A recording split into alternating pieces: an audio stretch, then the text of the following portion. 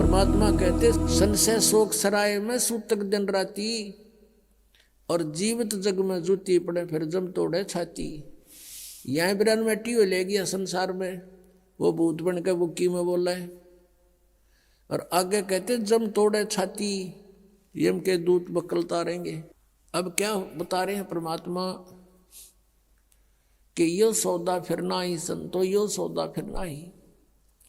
ये लोहे जैसा ताव जात है काया देश राही, और तीन लोक और भवन चतुर्दश सब जग सौदे आही। फिर बताते हैं कि ये दम टूटे पिंडा फूटे लेखा दरगाह माही, उस दरगाह में मार पड़ेगी त्रियम पकड़ेंगे बाही। वहां पर ना किसी की पेश चले, चाहे कोई राष्ट्रपति है, मृत्यु होने के बाद यम के दूत उसको गिरफ्त कर लेते हैं तुरंत, और वहां खड़ा कर देते हैं दरबार के अंदर। एक उदाहरण बताया परमात्मा ने अपनी वाणी में कि एक प्रियव्रत नाम का राजा था। उसने पहले तो तप किया, तप से उसको राज्य प्राप्त हुआ,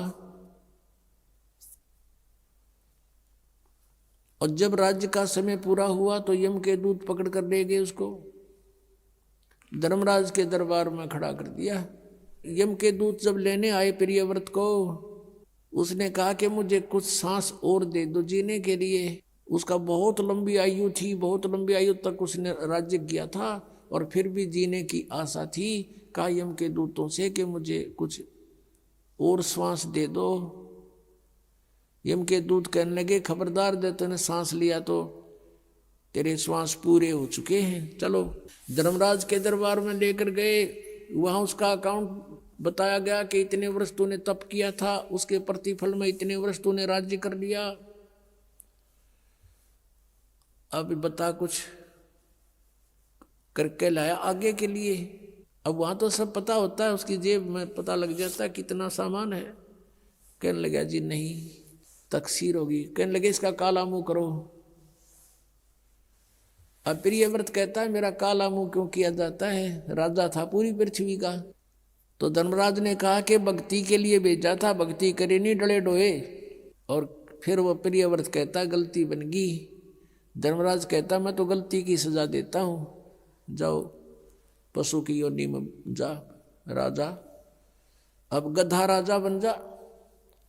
परमात्मा कहते हैं कबीर हरि के नाम बिना ये राजा रसब हो, रसब माने गधा, और माटी लदे कुमार के और घास न डाले कोई।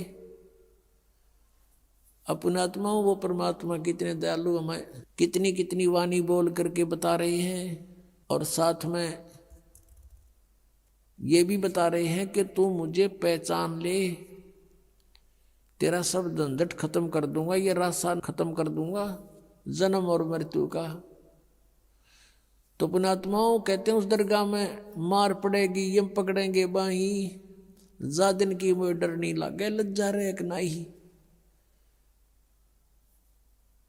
फिर क्या बताते हैं कि नर नारायण देह पातू फिर 84 जाही। परमात्मा जैसा शरीर मनुष्य का आपको मिला है, परमात्मा का ऐसा ही मनुष्य सदृश शरीर है, इसलिए परमेश्वर को भी पुरुष कहते हैं, और उस पुरुष ने मनुष्य को अपना शरीर दिया है तो मनुष्य को भी पुरुष बोलते हैं। तो क्या बताते हैं कि परमात्मा का जो मटेरियल है शरीर का वो हमारे जैसा नहीं है। असनाविरम शुक्रम अकायम, असनाविरम, उसका शरीर माता पिता के योग से बने शुक्र का नहीं है, उसकी शरीर में नाड़ी आदि का व्यवस्था नहीं है, वो स्वयंभू है, परिभू है, वो कबीर मनीषी है, सप्रियागात है, सबसे प्रथम देहधारी वही परमात्मा है। अब क्या बताते हैं कि नर नारायण देह पाकर तो फिर 84 जाही, कुल परिवार तेरा सकल कबीला मसलत एक ठराई, बांध पिंजड़ी आगे धर लिया मरगट को ले जाही। मृत्यु होते ही कुल के लोग इकट्ठे हो जाएंगे और उसी समय कहेंगे उठाओ इसको, उठाओ जल्दी करो, और उसी समय उठा के कहते बांध पिंजड़ी आगे धर लिया मरगट को ले जाई, और अग्नि लगा दिया जद लंबा फूक दिया उस ठाई। अब शरीर तो फूक दिया, अब आगे फिर इन नकली गुरुओं ने एक और नया प्रोसेस शुरू करा दिया। कहते हैं पुराण उठा फिर पंडित आए, गुरुजी आगे और पीछे गरुड़ पढ़ाई। तेरा गजब भैया। परमात्मा कहते हैं जो मरने वाला मर गया और अब उसके उपलक्ष्य में गरुड़ का पाठ करा रहे हो तुम। अब गरुड़ पुराण में बहुत ही ऐसी बातें हैं जो जीव ने पहले पढ़ लेनी चाहिए। उसमें लिखा है कि एक ने ऐसा जुल्म किया था, उसका बेटा मर गया। उसने ऐसा अपराध किया था, उसकी आंखें फूट गई। एक ने ऐसा अपराध करते थे, उसके हाथ कटते हैं। यम के दूत आते हैं, जो भक्ति नहीं करते, सच्ची भक्ति नहीं करते, उनको पकड़ कर ले जाते हैं, जो दान धर्म नहीं करते। और आगे क्या देखते हैं कि ऐसी गर्म जमीन के ऊपर से ले जाते हैं नंगे पैरों उसको।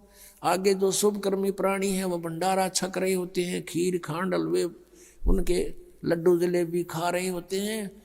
और वो कर्महीन प्राणी, भक्तिहीन प्राणी, दानहीन प्राणी वहाँ से जाता है और देखता है, उनको कहता है यम के दूतों से, भगवान के दूतों से कि भाई मुझे भोजन करा दो, मुझे भूख लगी है। वो कहते हैं नहीं, तेरे शुभ कर्म नहीं है, चल तुझे भगवान के दरबार में पेश करके तुझे फिर कुटाई करेंगे तेरी। तो कहते हैं परमात्मा का कहने का उद्देश्य ये है कि वेद पुराण उठा फिर पंडित आगे पाछे गरुड़ पढ़ाई, कि उसको गरुड़ पुराण का पाठ पहले कराना चाहिए था, पहले सुनाना चाहिए था। वो बुराइयां बचता, डरता और शुभ कर्म कर जाता और उसकी दुर्गति ना होती। वो तो गधा बन गया और पाछे उसका गरुड़ पुराण का पाठ करा रहे। अब क्या फायदा मरने के बाद मुंह में घी डालने का।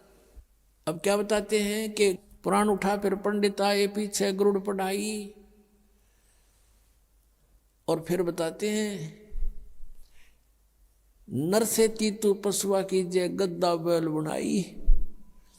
ये 56 भोग कहा मन भोरे की तो कुरडी चढ़ने जाई। आप सुन रहे थे जगत गुरु तत्वदर्शी संत रामपाल जी महाराज जी के मंगल प्रवचन। अधिक जानकारी के लिए विजिट कीजिए हमारी वेबसाइट www.jagatgururampalji.org। संत रामपाल जी महाराज जी के शुभ आशीर्वाद से पूरे विश्व भर में 500 से भी ज्यादा नाम दीक्षा केंद्र हैं, जिन पर संत रामपाल जी महाराज जी द्वारा ऑनलाइन निशुल्क नाम दीक्षा दी जा रही है। अपने नजदीकी नाम दीक्षा केंद्र का पता करने के लिए संपर्क करें 8222880541।